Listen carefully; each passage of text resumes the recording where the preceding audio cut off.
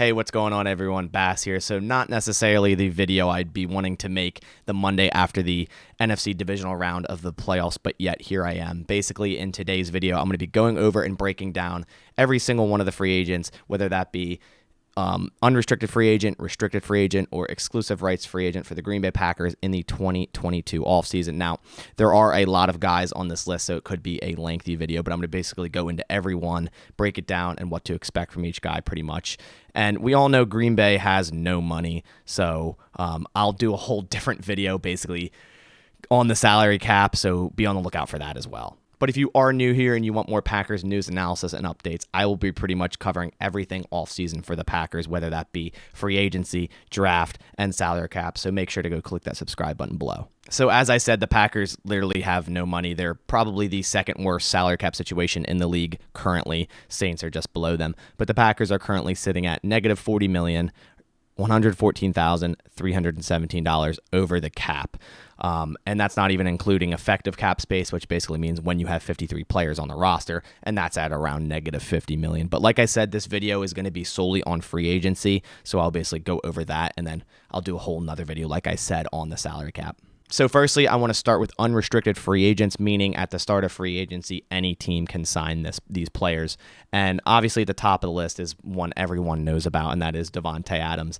And Davante Adams is going to command right around $25 million a year, as he should. He's the best receiver in the league, and obviously you have the outlier of DeAndre Hopkins' deal, but I think Davante Adams is going to command, and he's going to get right around $25 million a year. So it's going to be very, very difficult for the Green Bay Packers to keep him around, and a lot more has to be done, whether that be with cutting people, extending people, and restructuring deals to even talk about re-signing Davante Adams. So a lot more dominoes have to fall before Davante Adams can even, so we can start talking about that. But at the end of the day, they could also end up tagging Davante Adams, which is $19,127,000. Next up on this list, and I made this list kind of in order of importance, in my opinion, we have Devondre Campbell, another player that's just going to be super hard to keep around going into next year. The Packers signed him to that 1 year, basically veteran minimum deal in the offseason, and no one expected him to come in here and be an all-pro linebacker. I bet the Packers didn't even expect that. Like, yeah, you're getting a true starter at inside linebacker that's started in this league for a while, but no one in their right mind expected him to come in here and have an all-pro season, and showed he's worth a lot more than what they paid him. And top linebackers around the league around his age are all a cap hit of $10 million plus. So it's going to be the same thing with a lot of these guys. A lot has to happen before they can even try to sign these guys to a long-term deal. And like I said, I'll be covering that in my cap video, whether that be, cutting people, extending people, or restructuring their deals. Now we have wide receiver Marquez Valdes-Scantling, and I think some team in the NFL, whether that be the Raiders, the Rams, or something, will throw money at him due to his size and speed. I mean, that's what the Packers have him for. He takes the tops off of defenses. He's the deep threat, and we saw not having him there against San Francisco definitely hurt. I don't see any scenario where both Davante Adams and MVS return to this team, in my opinion. I just do not see it. Next up, we have Rasul Douglas. Man, I love him so much. What a great signing. I already bought a jersey of his. I didn't care if he goes out and chases a bag and gets his money, because he definitely deserves it. I just wanted his jersey to remember what he brought to this team in the 2021 season. And he did put out basically an interview today that basically said, hey, all I need is the Packers to ask me back, and I'll come back. And then they said, well, how much do you want to be paid? And he pretty much said, not much more, because the Packers really gave him just slightly over a vet minimum this year, $990,000. So realistically, if they can bring back Rasul Douglas for anywhere under $4 million a year, they 100% have to do that. Rasul Douglas is only 26 years old. He showed what he can do in this defense. He created a family. He created friendships and bonds over here in Green Bay. He clearly loves it. I think the Packers really need to bring him back. And his calculated market value is around $9 million per year when you compare stats to age with other cornerbacks around the league. So anything below $5 million is 100% a steal for him. Now we have offensive lineman Lucas Patrick, and I say that because he can play guard, tackle, center, really doesn't matter. Great depth player. He showed that this year when Josh Myers went down with a plethora of injuries we learned about today. Played at center, he could play at guard, and he plays good at both them. Very, very solid. And I just don't think the Packers are going to have the money to bring him back. He's only 28 years old. He's a great depth lineman. He can play interior, he can play tackle if you really need him to. So I think another team will surely offer him more. Now we have Robert Tonyan, which is in a very sad but tricky situation with his ACL injury because he's most likely not going to be able to start the 2022 season week 1. I just don't see that happening at all. So I don't really see a team throwing money at him or signing him until he's ready to go. Therefore, Green Bay might end up actually being able to get him for cheap. Robert Tonyan might just want to stay. I think it also depends, if Aaron Rodgers stays or leaves or whatnot. But he might just want to stay and sign that deal, stick in Green Bay, do his rehab, get through his injury in Green Bay, and then take another stab at it in 2022.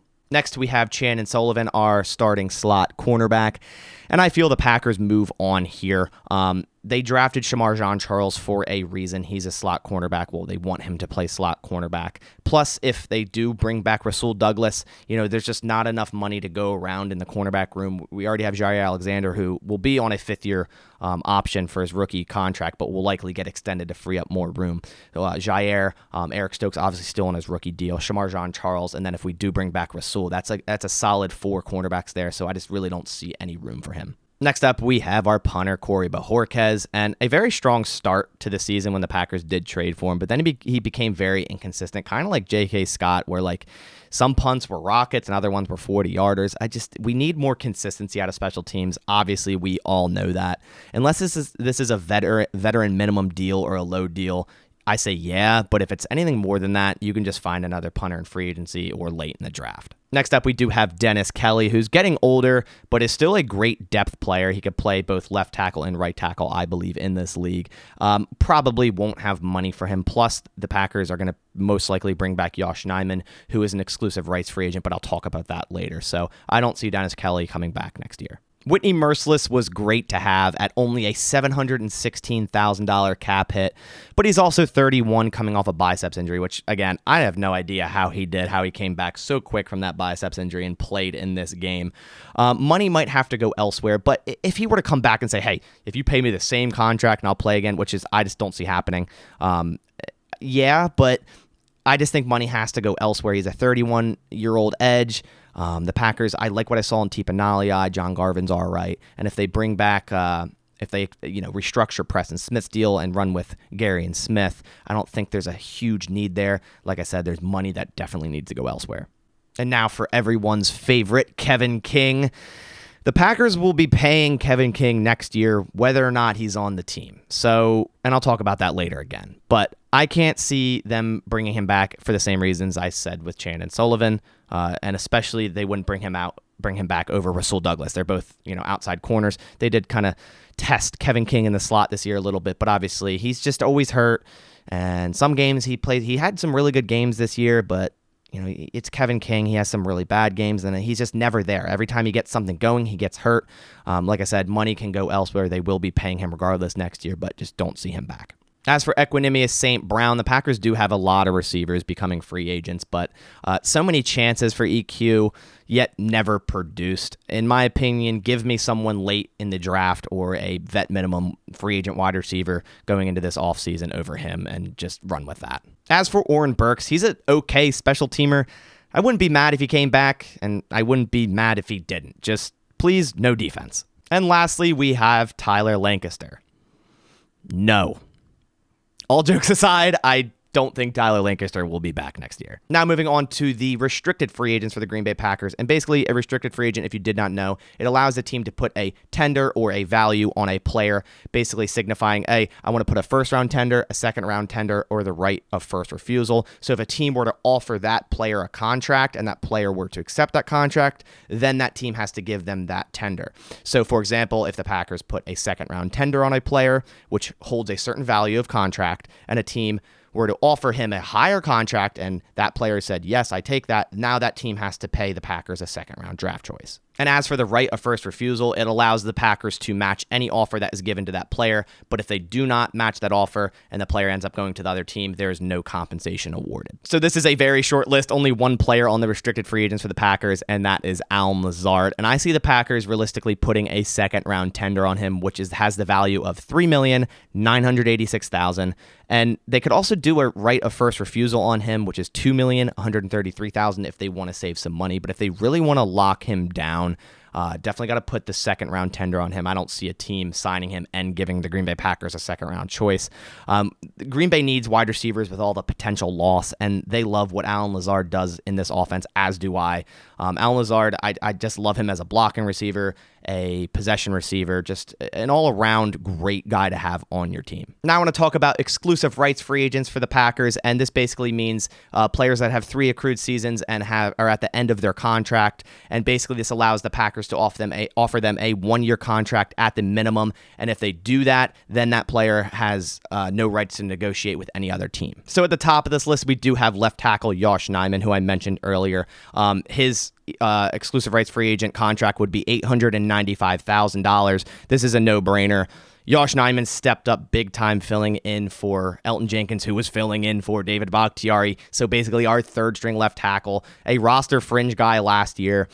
Josh really stepped up. I think he 100% deserves to be back on this team. I think he deserves a lot more money than that, but he is an exclusive rights free agent, so nothing you can really do about that. And then same for Chris Barnes, another $895,000. He showed great flashes at linebacker. Another player that's been wildly inconsistent this year. Some really great games, some really bad ones. I thought he played wonderful in the 49ers game, so I think it's a no-brainer for him as well. As for Dominique Daphne, I say yes to this one as well. He's a little bit cheaper, $825,000. The Packers still need to figure out their tight end room. I mean, it's just in pretty much shambles at this point. But he may need to replace Big Dog's role if the Packers end up cutting Big Dog to save money, or if he retires, which is very likely. As for Henry Black, I say we save the money here. I wasn't really impressed at all this year when he was on the field. Really shocked to not see Vernon Scott at all. He was pretty much inactive every game. I thought Vernon Scott would take that next step and be our third string safety, but it was Henry Black, and like I said, just didn't like what I see there, so no from me. As for Malik Taylor, he's maybe our best special team player on a very horrid unit, so I'd say you probably have to bring him back if it's this cheap and it's your best special teams player. You have to rebuild this entire special teams regardless, so why not bring your best special teamers back and then start from there. Next, we have edge rusher Randy Ramsey, and I really liked Tipa Nalii this year when they had to activate him when Whitney Merciless got hurt. And we also have John Garvin at edge rusher, so I'm going to pass here and save that money. And then as for Jake Hansen, hasn't really shown anything, center out of Oregon, but Josh Myers is center 1 for the foreseeable future for years to come, so save the money, move on here as well. As for edge rusher Chauncey Rivers, basically same thing I said with Randy Ramsey, pass. So finally, I wanted to talk a little bit about void years, like I mentioned with Kevin King. So basically, void years are where the Packers extend their contract throughout years that they're not actually on the team, basically allowing them to push cap into further years, basically what they had to do to get under the cap last year and what they're going to have to do again with a lot of guys this year. But the negative there is you're paying guys for a lot longer than they're on the team, or that can happen. So the Packers have 4 players under this annotation that are free agents this upcoming offseason. And at the top of the list here, we have Devondre Campbell. So regardless or not, if the Packers don't re-sign Devondre Campbell, he'll have a cap hit on the team of $808,000 next year in 2022. Robert Tonyan, same thing, $1,879,200. Shannon Sullivan, $970,400. And then Kevin King, the whopping $3 million the Packers will be paying him in 2022. All 4 totaling $6,657,600. All that money, if they don't re-sign any of those 4 guys, no matter what, they will be paying $6.6 million for them not to be on the team. So that about does it for this. Seemed like a very lengthy going over, but there is a lot of free agents on the Green Bay Packers. There is so much that needs to be done this offseason for this team, and it's kind of crazy. It's really crazy to think about because it's hard to grasp, but got to start doing it now. So I want to hear your thoughts down in the comments below on the free agents. Which ones would you keep? Which ones wouldn't you have kept? Are there certain ones you disagree with me on, like, we need to bring this guy back and you didn't want him, or vice versa? No, don't keep this guy. Just put that down in the comments down below. But on that note, I'll catch you on the next one. Like I said, I will be making a video on the salary cap very shortly, so be on the lookout for that. But as always, go Pack Go.